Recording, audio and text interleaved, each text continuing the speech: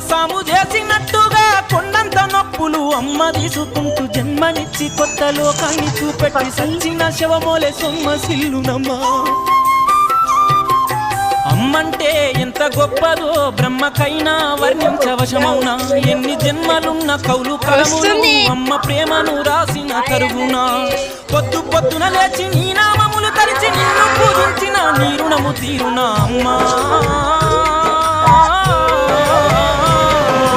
అమ్మనైనా ఎంత